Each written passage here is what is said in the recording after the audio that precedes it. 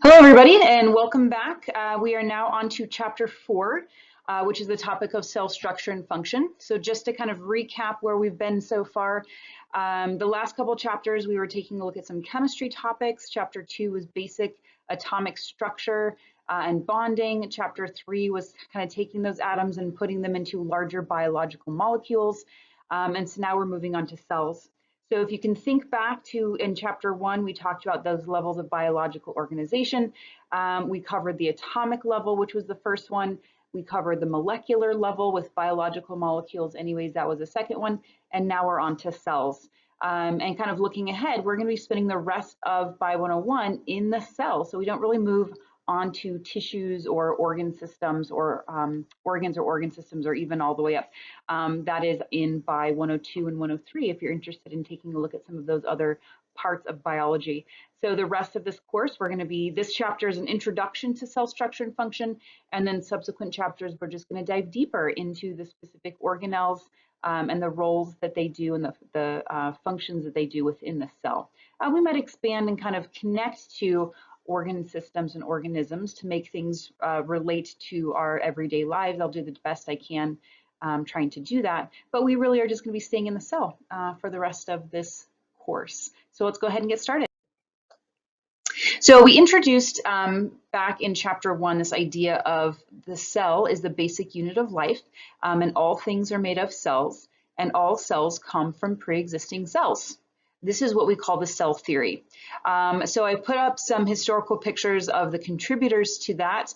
We'll be seeing a lot of old dead dudes as we go through and take a look at how their contributions kind of molded what we understand as in the cell biology world today. So we have three guys. We have Schleiden, Schwann, and Virchow. So they were all working independently about the same time, but they weren't all like in the same lab or anything. And they were focused on different things.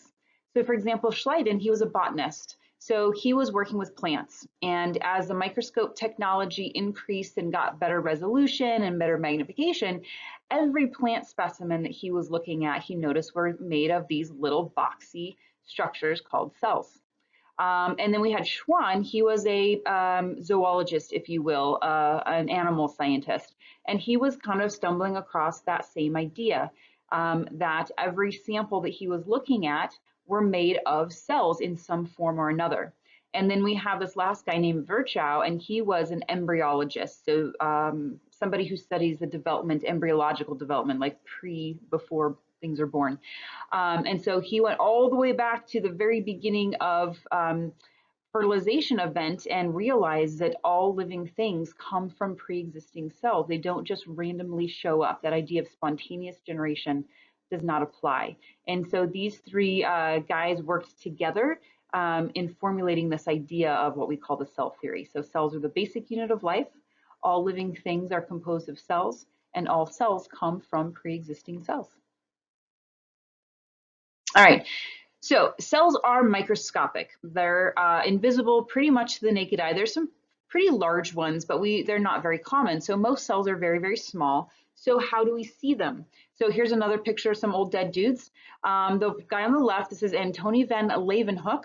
And so he was around he made his discoveries kind of late 1600s, early 1700s. And what you see there is a picture of him and his little microscope. And so it's kind of a very crude magnifying glass, basically. So in that little pinpoint hole, this is my little marker here. So right here in this hole, there was a little glass bead, like a lens. It was kind of a hobby. He kind of ground glasses. And so he embedded this like a fisheye lens in these two plates of brass. And then I don't know if you can see there's a little pin prick here, like a little point of a needle, and it was hooked to this screw.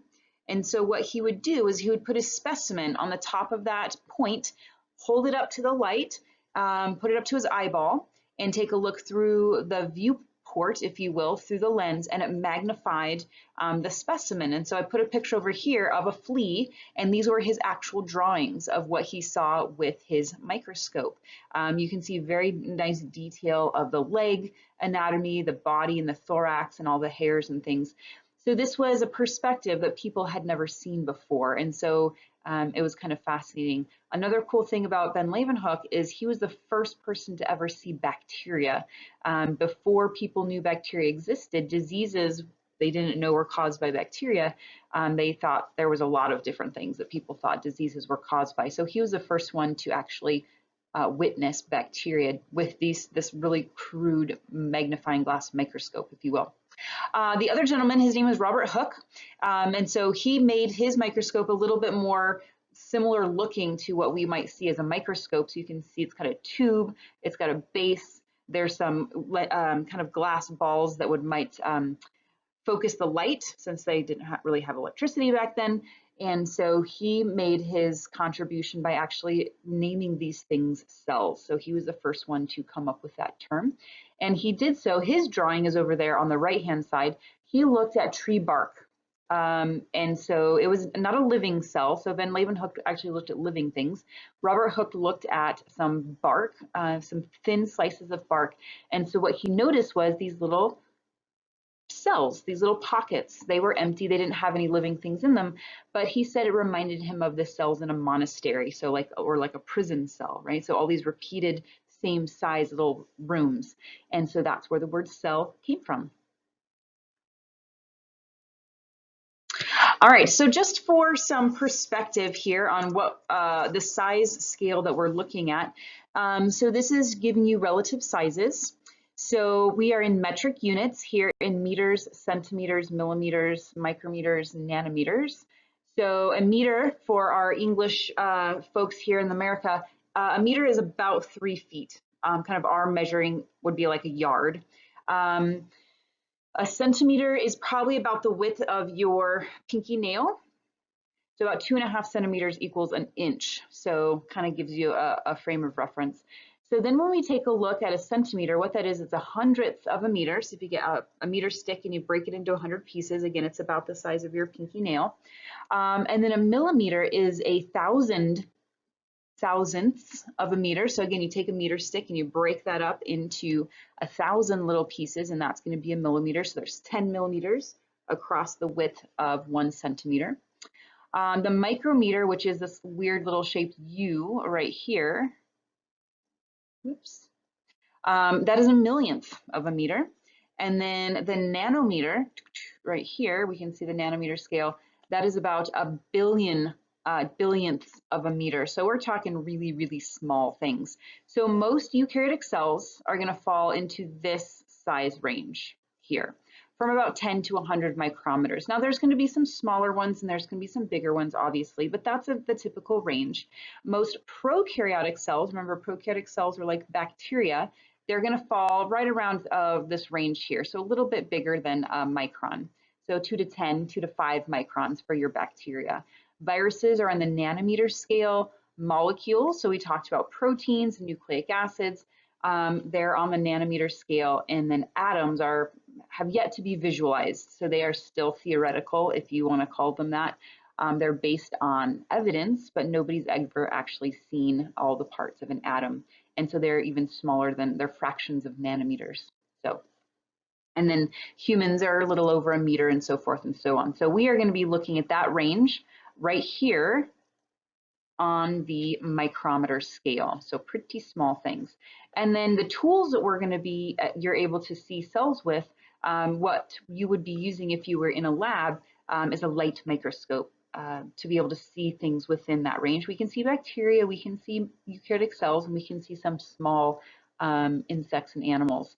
But we have electron microscopes, and I'll show you some example pictures here in a little bit, where we're going to see a little bit better resolution of bacteria and viruses and large molecules.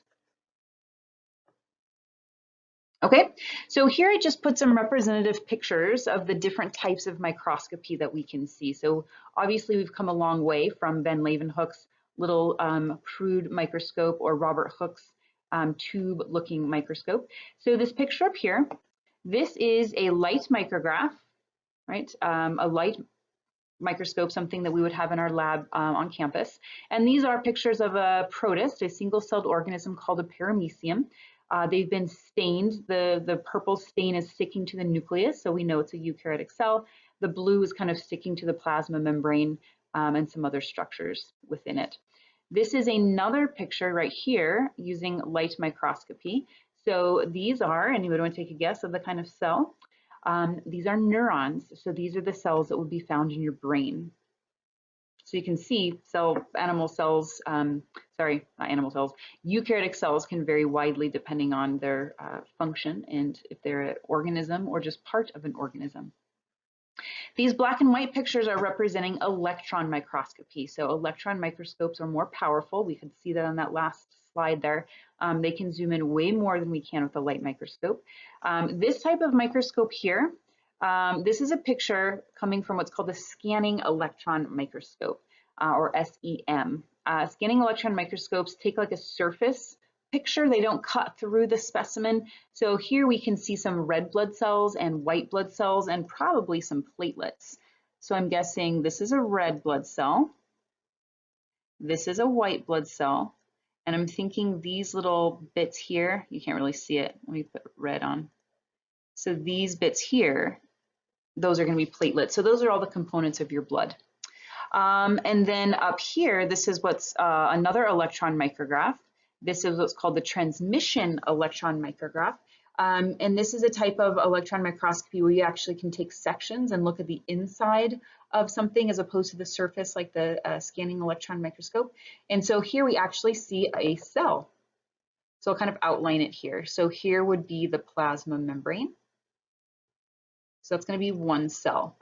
Here's the nucleus here. And all these little black specks would be, my guess is mitochondria. I don't know exactly what they are, but that's what they look like to me. It almost looks like this one might have two nuclei. When some cells do, some of our white blood cells are multinucleate. All right, so there's some examples of different ways that we can see cells with different types of microscopes. All right, so why do cells have to be so small? Well, there's a reason for that, why we don't have cells the size of a basketball or even bigger than that. So the limiting factor is the surface of the cell. Cells do not have circulatory systems like we do, or other, higher level multicellular organisms. So all of their exchange, the good stuff, the nutrients, the oxygen, vitamins, things that they have to bring in, have to cross that surface membrane. All the waste products, carbon dioxide, toxins, metabolic wastes, they have to leave via that boundary, that plasma membrane. So if you have a cell that's really big, you'll be doing a whole bunch of stuff and you don't have a very good surface area to be able to do all of your exchange. So here we have what's called surface area to volume ratios. So what that means is if we were to have a cube, so we can see here this big cube on the left, has a surface area of the surface area of one large cube, a 30 by 30 by 30 microns, has a surface area of a 5,400 square units, this micrometer. Now, if the volume is going to be the same, so if we have a 30 by 30 by 30 cube, all one cell versus 30 by 30 by 30 cube, but broken up into individual pieces, the volume's about the same. So we're not really changing the cube space, the three-dimensional space, but take a look. So we have 5,400 over here, and look how much that surface area jumps if we cut up and kind of divide all that volume into individual cells. So here we have 27 smaller cubes that are about the same volume as the one large cube. And we've almost tripled the surface area. So it just makes that exchange more efficient from the inside of the cell to the outside of the cell. So that's a major limiting factor on size of cells. So they can be able to get their nutrients and get rid of their waste products efficiently. Okay, so we've talked about this. I mentioned this in the first chapter. All cells share some common features. So they all have to have a plasma membrane. They all have to have genetic information. And then I added this, they all have to have ribosomes. That's not specifically in the textbook, but that's true. We don't have any cells that don't have ribosomes. But the book also includes the cytoplasm and cytoskeleton, so this fluid environment and the structural support. So I just get some pictorial representations of these ideas. So here's our plasma membrane. Here's our DNA. Here's what a ribosome looks like. And this is a micrograph. All those little green fibers, that's representing the cytoskeleton. So cells are not just big empty sacks of goo with organelles just kind of floating around in there. There's very intense internal structuring going on. So you have the nucleus, which is colored blue. The cytoskeleton components are that neon green, and some of the organelles are kind of colored red. I'm not exactly sure what those are.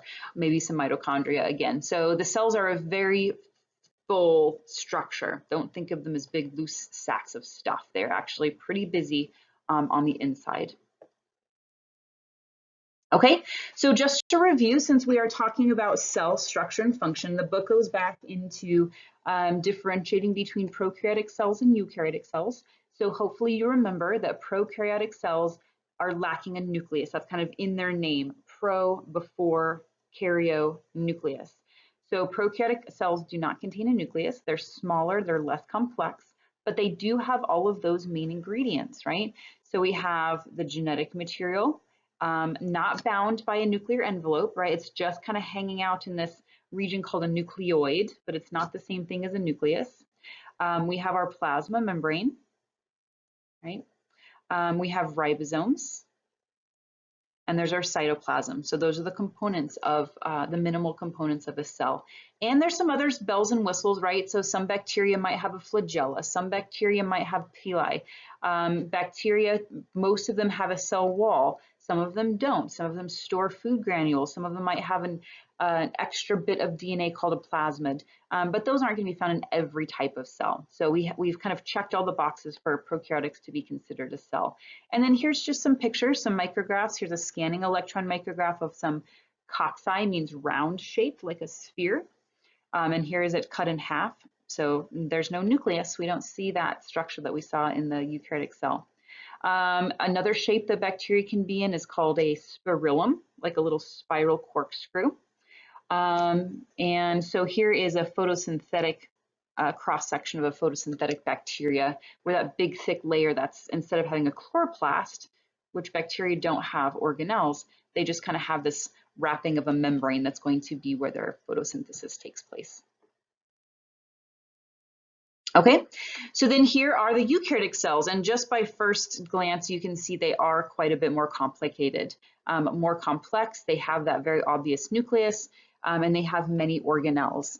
So organelles, we haven't really talked about what those are quite yet. So an organelle is like a little organ, is kind of where that name came from. We are within the cellular level of organization, so we're not up there with organs like the stomach or the liver.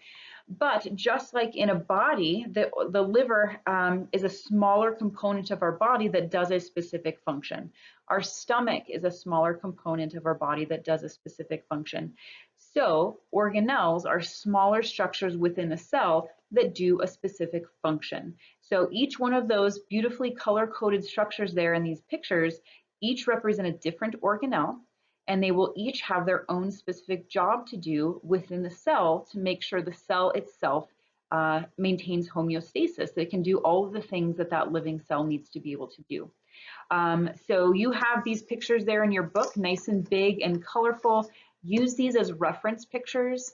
You can, try to label these guys, maybe try to draw some of your own cells just to incorporate your understanding and making sure you're getting comfortable with the vocabulary, the spelling of the words, the labeling, so you know what the difference is between a Golgi body and a rough endoplasmic reticulum. And so drawing or labeling will definitely help you as an activity to learn this material. So what we're going to do now is we're going to jump into the details of all of these organelles and structures within a cell. Okay. We can take a look, since we just took a look at the overall picture of a typical eukaryotic plant cell and animal cell, just to focus on some differences between those two. They have lots of similarities, but there are some key differences. So plant cells have cell walls, which are firm, rigid, kind of hard, inflexible structures. Animal cells do not. Think of a plant versus an animal. Plants get their energy and their food by staying in one place and photosynthesizing. Animals can't do that. They have to be able to move around and find food. So they both have plasma membranes. Now don't get those two things confused. All cells have plasma membranes. It's a flexible, the physical boundary between the inside and the outside of the cell. A cell wall is found outside of the plasma membrane and serves as a structural support. Plant cells have chloroplasts, which carry out photosynthesis. Animal cells do not. Animal cells have these organelles called lysosomes, which we'll see a little bit later. Plant cells do not. The reason why is because lysosomes are involved in digestion, and plants don't ingest things. They don't have a need for it. Plant cells have a structure called the large central vacuole, which is primarily storage, mostly for water, some ions and salts and some things. Animal cells do not have large central vacuoles. Animal cells have these structures called centrioles, which are involved in cellular division, mitosis, when we get to that later on in the term. Plant cells do not. They have a different mechanism for working through their mitosis. Plant cells have these things called plastids, where they store all of their sugar from their photosynthesis. Animal cells do not have plastids. And shape-wise, plant cells are typically boxy and rectangular, and animal cells, their shape depends on their function. Sometimes they're round, but like almost neurons, they can be long and stringy. They can, in this picture here, these are skeletal muscle cells. So this is what's inside your muscle. They're very long. They have all these stripes on them. These are some examples that have multiple nuclei within one cell. So their shape is dependent on their function. Okay, you have this table in your book, page 59 in the new edition. And so it just is listing some of these structures and their functions and that comparison between prokaryotic cells, eukaryotic plants, and eukaryotic animals. Again, it's not necessarily something to memorize word for word, but it is a really good resource when you're learning what these things are called and their general function. So the expectation is you should be able to say like, okay, nucleus houses the DNA, ribosomes synthesize proteins, mitochondria, the powerhouse of the cell. So kind of just a bullet point description of these organelles. That's my expectation for you to take away from this chapter. Okay, so let's dive in. We're going to first start with a nucleus, right? So we had a nucleus in an atom. Nucleus just means core, kind of the center structure. So the nucleus is a major, obviously the major part of eukaryotic cells because they have them. That's their definition. So this is the job of the nucleus is to house DNA. So all of this little squiggly looking purpley lines in here, it's when it's in this form, it's called chromatin. It's just DNA, but it's loosely piled. It's like all unwound, and it just is like piled inside of the nucleus. When we get to cell division, we'll see how that chromatin changes in appearance as it goes from a dividing cell to a non-dividing cell and back, and as it's going through the cell cycle. But for right now, we're just going to call this loosely organized DNA is called chromatin. It is surrounded by a double bilayer. So we're going to be talking about lipid bilayers in chapter 5 coming up next. But if you take a closer look, there's actually 2 of these layers, this nuclear envelope or nuclear membrane. Either one of those terms is fine, but it is a double bilayer. So each of those little purple lines is what's called a bilayer, and there's 2 of those. And then a lot of nuclei within organisms have what's called a nucleolus, which means little nuclei. So it's a nucleus, has all the DNA, and then within it, there's a dense area, usually like a darker spot. And the role of the nucleolus is where ribosomes are assembled. Ribosomes are another extra nuclear. It's in the cytoplasm, floating around the cytoplasm, just another structure involved in protein synthesis. So they are assembled in the nucleolus, which is found within the nucleus, that is packed full of DNA. You can also notice those little yellow kind of flowery looking sunflower things. There are holes in the nucleus, in the nuclear envelope. These are called nuclear pores. And what it does is it allows for things to go back and forth into the nucleus, out of the nucleus. It's not a sealed box. The DNA is not kept away from everything else. There's interaction between things in the cytoplasm and things within the nucleus. Okay, the next organelles we're going to take a look at are the mitochondria and chloroplast. you can think of them as like energy cousins, if you will. They have some similar structures, they have similar characteristics. They both are involved in energy synthesis and utilization, but they kind of have some clear differences. So mitochondria are found in both plants and animals. Pretty much all eukaryotic cells are going to have mitochondria. This is what we call the powerhouse of the cell. They take the food that we eat or the sugar that is made by photosynthesis, and they convert that into usable energy in the form of ATP. Oh, I forgot a parenthesis there. And so all cells need mitochondria to be able to do this, to process the sugar and turn it into ATP. Chloroplasts are in photosynthetic organisms that need to make their own sugar. So again, the major difference between plants and animals, those heterotrophs, they have to take in their nutrients and then they use the mitochondria to break that down into energy. Photosynthetic plants, they can't eat animals, right? They're autotrophs or eat other things. And so they use the chloroplasts to make their sugar, and then they ship that sugar over to the mitochondria so the mitochondria can break it down into ATP. So that's the major role of these two things. The chloroplast can do a little bit of ATP production, but it's not at the same kind of level that the cell needs to not have any mitochondria. So plants have mitochondria, they do cellular respiration along with their photosynthesis. All right, there is a well-supported theory, again, right, supported by evidence, of the origin of mitochondria and chloroplasts. So the theory idea goes that we had some proto-eukaryotes, so it's ancestral. It's not anything like what we have now, and there may have been some free-swimming bacteria that was able to do cellular respiration. So it is thought that life began starting with prokaryotic single-celled organisms. And so they were kind of on the scene way back when. And so it is thought that this early proto-eukaryotic cell engulfed one of those free-living cellular respiring bacteria, but did not eat it, didn't digest it, kind of kept it in itself as what's called a symbiotic relationship. So the little free-living bacteria now gets some protection from being inside this larger cell. It gets food from the larger cell, and then in return, it's going to give that larger cell some energy. So it just kind of stayed and became the mitochondria.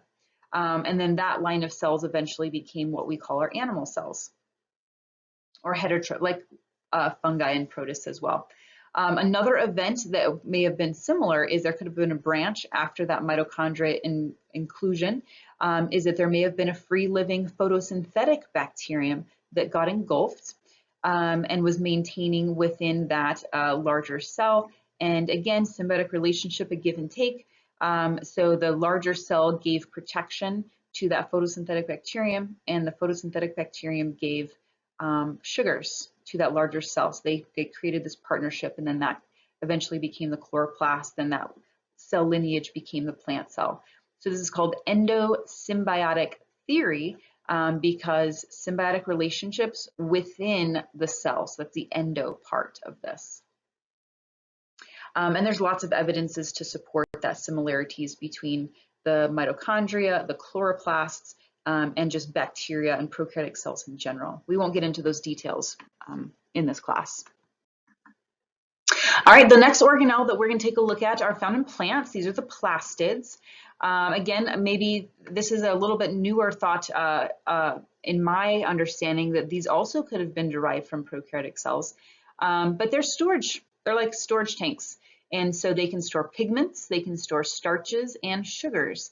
So here's a picture, I think in the book, this is of a potato cell, that electron micrograph. And so all those big dark circles here, these guys, that's where your starch is stored within your potato cell. And so when we eat potatoes, that's where our nutrients come from, in these little kind of sacks that store all of that starch and sugar.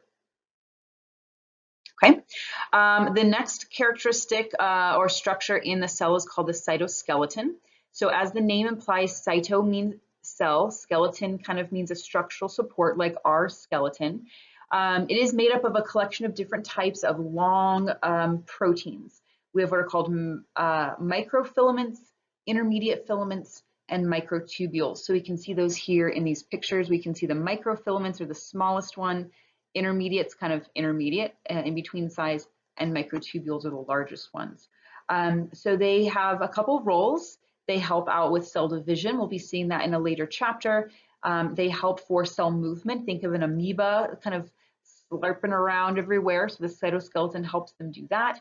It helps to maintain shape, and also organelle movement and cell movement. So there's a good video I'm going to recommend here at the end of the chapter lecture that shows some of those, the cytoskeleton components and that organelle movement inside.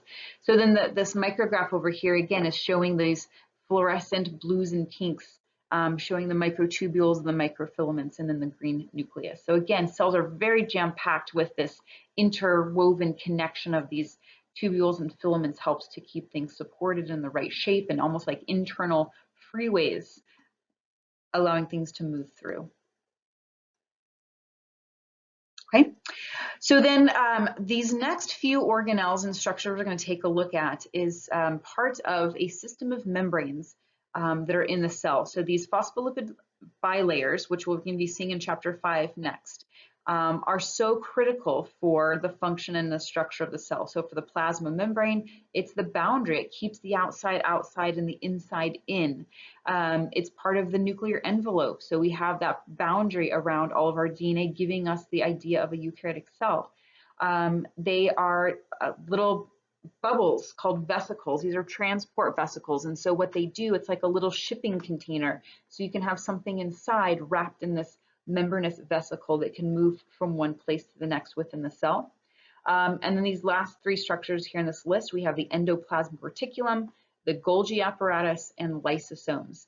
So we'll be taking a look at those individually. So this picture here just is kind of showing you kind of all in one picture.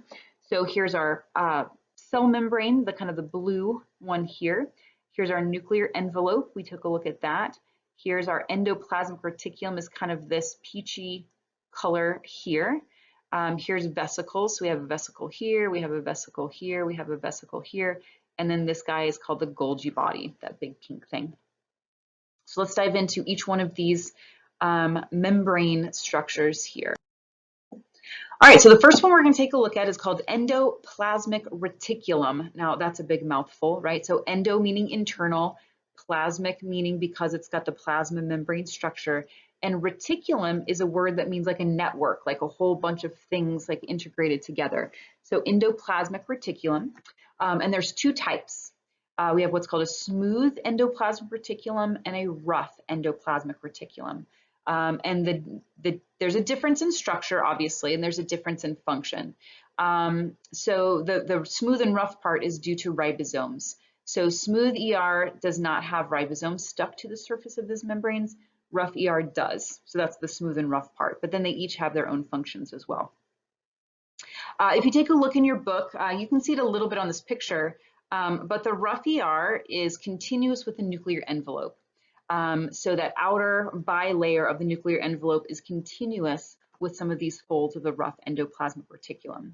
And you can see it's dotted with all of those little ribosomes, those little dark black specks, and you can actually see it in the micrograph right here. That little dark speck is a ribosome stuck to the surface, so we can visually see these things. Ribosomes' jobs are to synthesize proteins. We'll be seeing that later in one of our end chapters as we wrap up the term.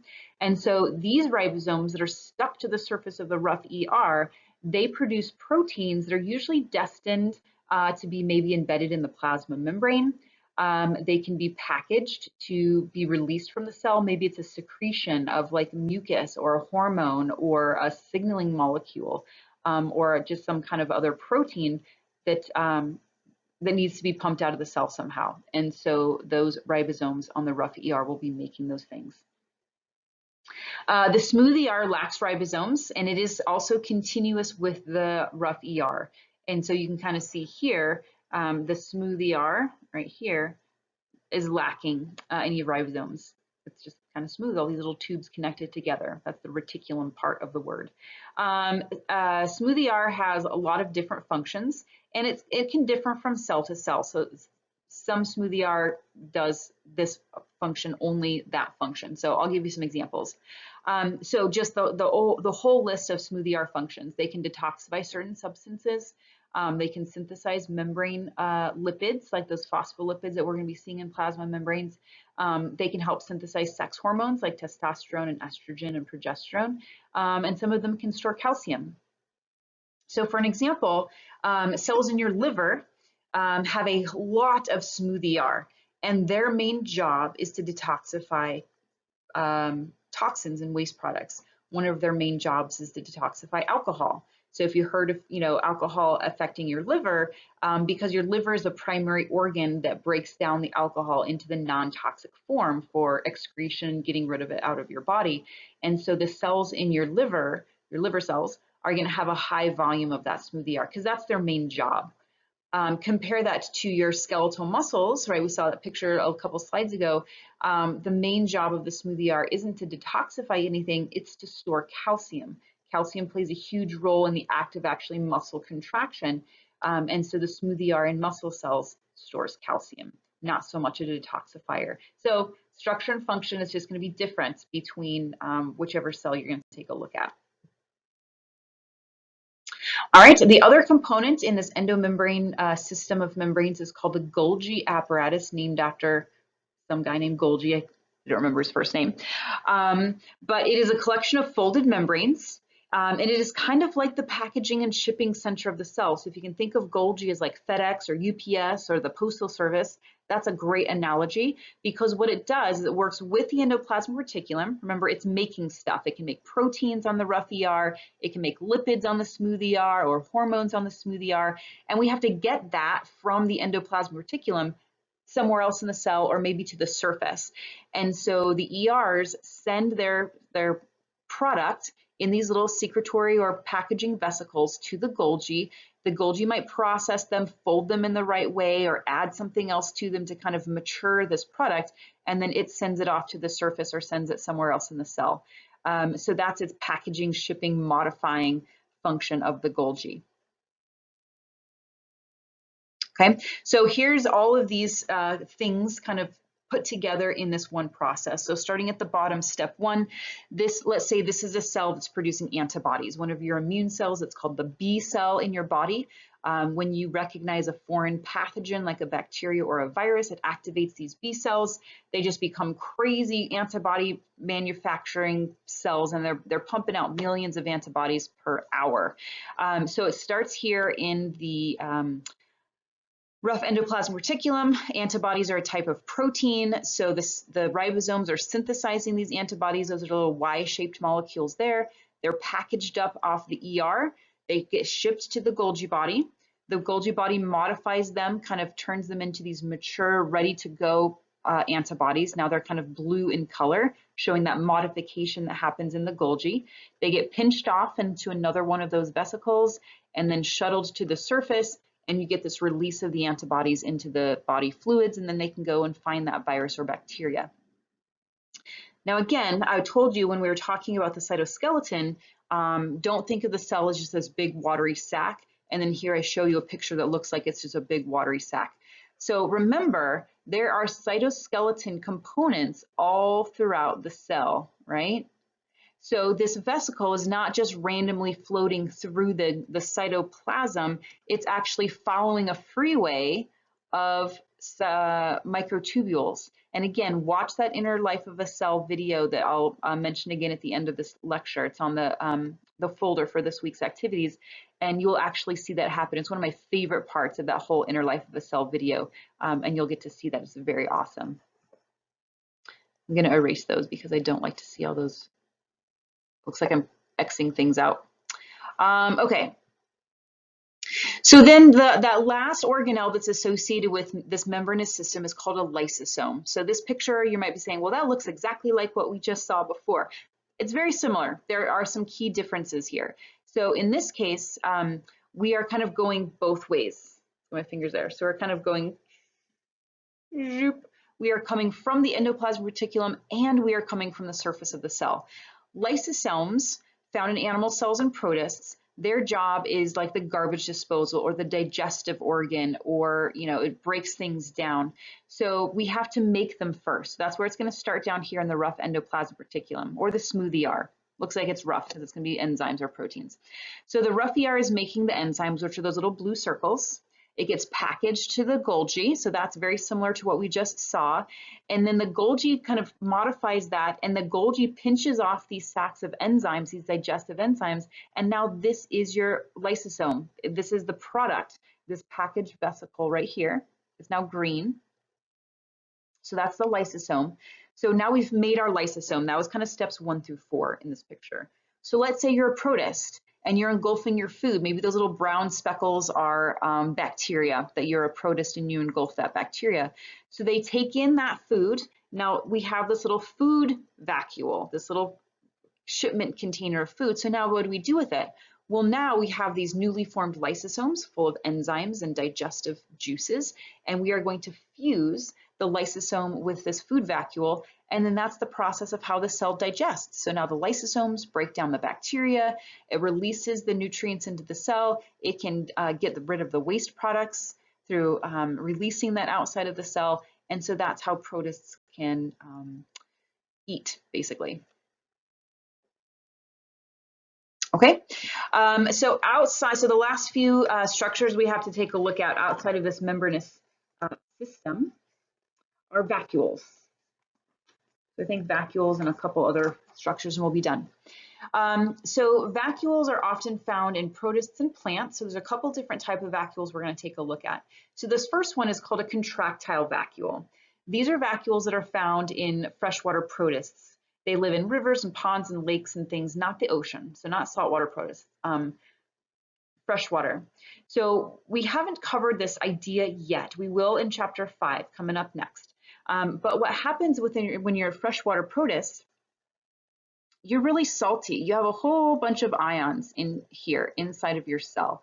And due to the movement of water, if you are in a freshwater environment, you're going to get a whole bunch of water wanting to come into your cell. Now, your boundary is this flexible plasma membrane that can only hold so much water, so you're going to start to swell and swell and swell. And if you don't have a way to get rid of that water, your cell's going to burst and you're going to die. So we can't have that. And so these protists have this very special tool called this contractile vacuole. So when we get all of this fresh water coming in, it kind of fills up this vacuole, and then it uses cell energy to pump out that excess water. So here's this little animation showing you this pumping out, this contracting of a contractile vacuole. Here's one that's just kind of not animated. So that would be a full one, and then it's getting ready to contract. So it's filling, filling, filling, and squish, and it squishes out that water. Helps to keep the cell in homeostasis so it doesn't balloon up and eventually explode by all that water moving in. Okay. Then we have what are called central vacuoles. So central vacuoles in plants are large, centrally located structures, as their name implies, and a lot of times they take up almost the entire volume of the cell, and all the other organelles are kind of squished off to the side. So it helps to, as these vacuoles fill up with water, it pushes everything against that rigid cell wall, giving the cell kind of a firm structural integrity, if you will. So that's helping to maintain this pressure. It's called it's being turgidity. I don't know if that's a word. So the cells are turgid when they're full of water. But it can also store other things, wastes and toxins, sugars, amino acids, helps to regulate these concentrations of ions within the cell. And it might also store some pigments if you're a colored plant, maybe like a petal or just a colored stem or stalk. All right, so those are our vacuoles. Okay, the last structure I think we're going to be taking a look at are what are called cilia and flagella. They are both involved in locomotion or some kind of motion activity. So they're the difference between the two, cilia are usually quite a bit shorter and more numerous. You're going to have a lot of cilia on a surface, as opposed to flagella are quite a bit longer and you only have a few of those. So I've given you some examples of the flagella on a protist. And the flagella is actually the lead. It's almost like a propeller on a plane, like it's drawing the protist in that direction on the side of the flagella. Sometimes the flagella might be like on the back of the cell. Think of like a human sperm, which is the only human cell that has a flagella on it. And then cilia usually are covering the entire surface of the organism, and they beat in kind of this organized motion, and it helps to move that organism. We actually, excuse me, have ciliated cells in our respiratory tract. So lining our trachea is our windpipe. So we have a whole bunch of cilia that beat upwards like this. And there's mucus on it. And so when we breathe our atmosphere, which is dirty, there's debris and gunk and stuff. So it gets stuck in the cilia or in the mucus. And as the cilia are kind of beating up like this, it brings the debris stuck in this mucus up towards our throat. And we usually just swallow it just by the course of the day. Or if it's really bad, you might spit it up or hawk it up. Kind of gross, talking about mucus and slime. But that's part of what our body does, because we don't want all that debris to go down into our lungs. That's our more delicate tissue. We don't have that kind of protection down there. So we have that ciliated tissue lining our respiratory tract. Okay, so that wraps up all of the organelles within a eukaryotic cell. Plants and animals, a little bit review of the prokaryotic cells. So just a couple thoughts here. It's easy to think of cells as being boring, tiny little sacs filled with water and a few organelles. Like I said, they're not, but they're very complex. And a cell is like its own little universe or its own little factory or a city, or however you want to think about it, an analogy. Every little component has its very specific job. So on the other video links for this week's information, there is a video called The Inner Life of a Cell. I highly recommend you take a look at it. And what I would like you to do when you watch it, and you can watch it more than once too, is after you've gone through this video and maybe you've studied your structures in the chapter, see how many of those things that you can identify. As you kind of zoom in, you're kind of diving into this perspective of what it looks like inside of the cell.